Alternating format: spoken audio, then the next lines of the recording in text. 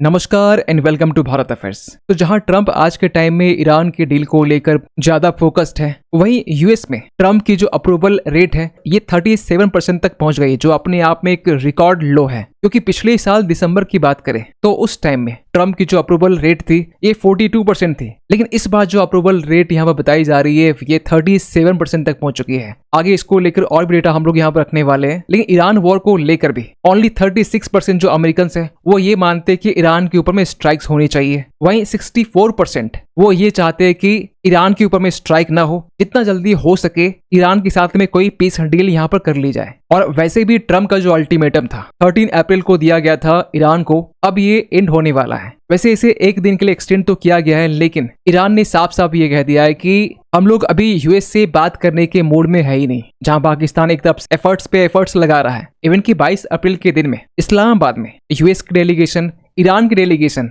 ये सब मिलकर यहाँ पर सेकेंड टॉक्स को यहाँ पर कंडक्ट करने वाले हैं। लेकिन ईरान को लेकर ये अपडेट निकल के आ रही है कि ईरान की तरफ से कोई भी डेलीगेशन यहाँ पर यूएस टॉक्स के लिए भेजा नहीं गया है। आप यहाँ पर भी देख पाएंगे फ्रांस 24 ने भी इसे कवर किया है, इवन कि इंडियन मीडिया आउटलेट्स भी इस पर लिख रहा है कि no official confirmation from Iran as a Trump says US delegation heading to Islamabad. जबकि ट्रंप ने इसके पहले अल्टीमेटम देते हुए कहा कि जो वेंसडे का डेडलाइन है, अगर ईरान यहाँ पर कोई डील नहीं करता है तो ईरान की इंफ्रास्ट्रक्चर और बाकी एसेट्स के ऊपर में हम लोग बॉम्बिंग कर सकते हैं। लेकिन ट्रंप के इस स्टेटमेंट के बाद में ईरान ने भी यहाँ पे ये कहा है कि अगर अगेन यूएस के साथ में हमारा वॉर रिज्यूम होता है तो हमारे पास में एक न्यू कार्ड्स है। अब ये न्यू कार्ड्स क्या है डिस्कस तो करेंगे। तो आज के टाइम में ट्रंप के पास में ईरान के डील को लेकर और यूएस में इनके अप्रूवल रेट को लेकर दो टेंशन हमें यहाँ पर देखने को मिल रहा है। तो इन्हीं सब चीजों को लेकर हम लोग इस वीडियो में डिटेल से बात करने वाले, लेकिन बात करते शुरुआत से। सो ट्रंप आज के टाइम में डबल टेंशन को फेस कर रहे हैं, जहां पहले तो डोमेस्टिक अप्रूवल की जो रेटिंग्स है जो अब तक की सबसे निचले स्तर तक पहुंच चुकी है, वहीं दूसरी तरफ ईरान के साथ में एक डिप्लोमेटिक स्टैंड ऑफ देखने को मिल रहा है। इवन कि इसके अलावा भी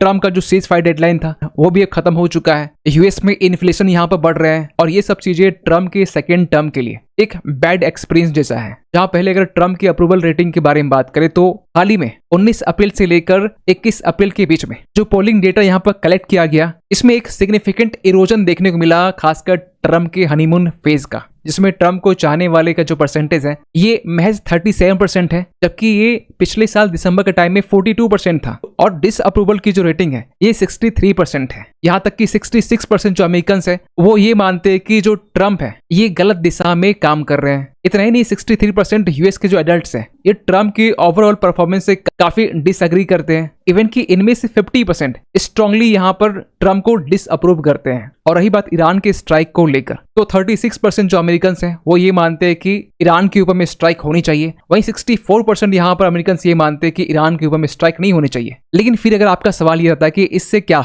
इससे ट्रंप को क्या मतलब? देखिए, यूएस में आज से 7 मंथ के बाद में मिड टर्म इलेक्शन आने वाले हैं और इस बात की चिंता ट्रंप को भी है। ट्रंप ने भी अपने वोटर्स को खुश करने के लिए अब तक टैरिफ से लेकर वेनेजुएला के जो प्रेसिडेंट है इन्हें यहाँ पर कैप्चर किया गया। और ट्रंप की जिस तरीके से यहाँ पर पॉलिसी रही है, हाल ही में प्यू रिसर्च की तरफ से ये कहा गया कि 61% जो रिपब्लिकन्स है जो ट्रंप की पार्टी से बिलोंग करते हैं, इनके जो कांग्रेस के जीओपी मेंबर्स हैं ये ट्रंप से कोई भी इत्तेफाक नहीं रखते हैं। आपको पहले बता दें कि यूएस का जो कांग्रेस है, मीन्स वहां का जो पार्लियामेंट है, इसमें सीनेट और दूसरा हाउस मेंबरशिप, अगर दोनों में देखा जाए तो आज के टाइम में जो ट्रंप की पार्टी है यहाँ पर मेजोरिटी में है। लेकिन जो हाउस मेंबरशिप है इसमें कुछ ही परसेंटेज के यहाँ पर डिफरेंस है। आप नीचे देख पाएंगे 50.46% ये ट्रंप की पार्टी की मेंबरशिप है और 49.54% ये डेमोक्रेटिक पार्टी की है। वहीं अगर सीनेट की बात करें तो यहाँ 53% के साथ में ट्रंप की पार्टी है और 47% के साथ में डेमोक्रेटिक और इंडिपेंडेंट पार्टी की है। और यहाँ पर स्ट्रेटेजिक एनालिस्ट यहाँ पर ये भी सजेस्ट कर रहे हैं कि यूएस के इस मिड टर्म के इलेक्शन में जो रिपब्लिकन पार्टी है ये 15 से 20 सीट जो है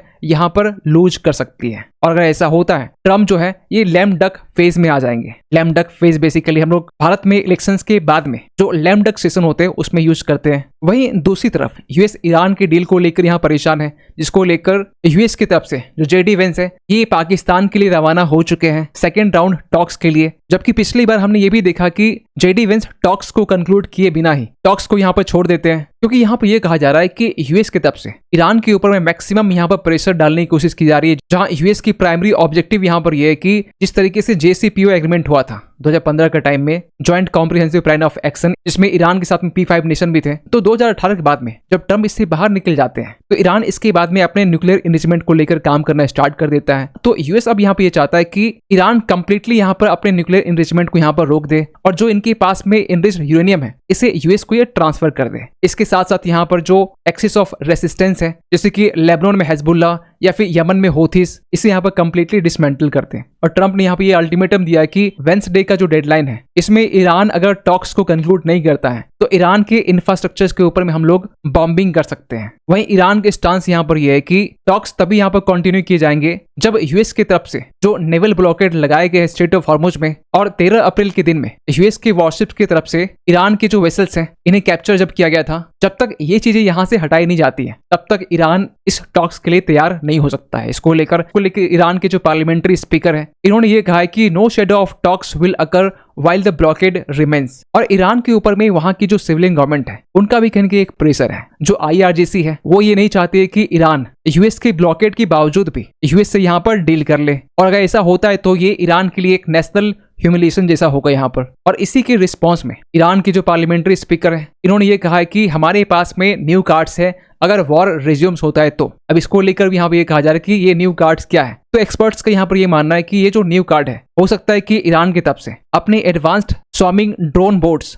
और अनमेन्ड अंडर वाटर जो व्हीकल्स है इसे डिप्लॉय किया जाएगा यूएस के डिफेंस सिस्टम के अगेंस्ट में, ताकि यूएस का जो नेवल ब्लॉकेड है जो स्ट्रेट ऑफ हॉर्मुज में लगाया गया है इसे ब्रेक किया जा सके।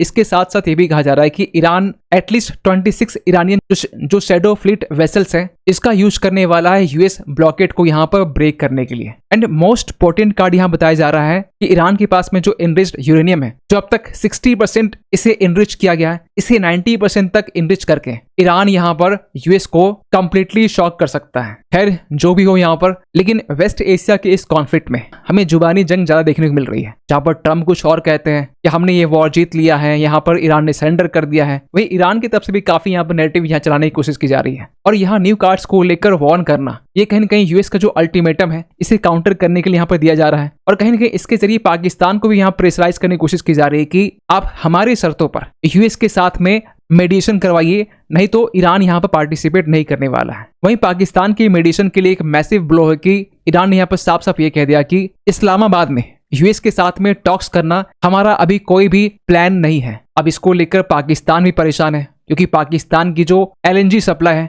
ये 95 से लेकर 100% तक ये वेस्ट एशिया से ही आती है। क्रूड ऑयल को लेकर भी मुख्य तौर पर वेस्ट एशिया के ऊपर में ही डिपेंडेंट है। और वैसे ही पाकिस्तान की इकोनॉमी कुछ खास परफॉर्म यहाँ पर नहीं कर रही है। डेट यहाँ पर $350 बिलियन से भी ज्यादा है। सऊदी से लेकर जो UAE है इनसे यहाँ पर मदद मांगी जा रही है। IMF से थोड़ी बहुत लोन के लिए ट्रम्प की चाटुकारिता यहाँ पर करनी पड़ रही है। फॉरेक्स रिजर्व्स भी पाकिस्तान के पास में $20 बिलियन के अराउंड में है, उसमें भी 70% के अराउंड वो तो खर्च ही नहीं कर सकता है। खैर आप क्या सोचते हैं पूरे अपडेट को लेकर कमेंट कीजिएगा। मिलते हैं किसी अगले वीडियो में, तब तक के लिए थैंक यू सो मच।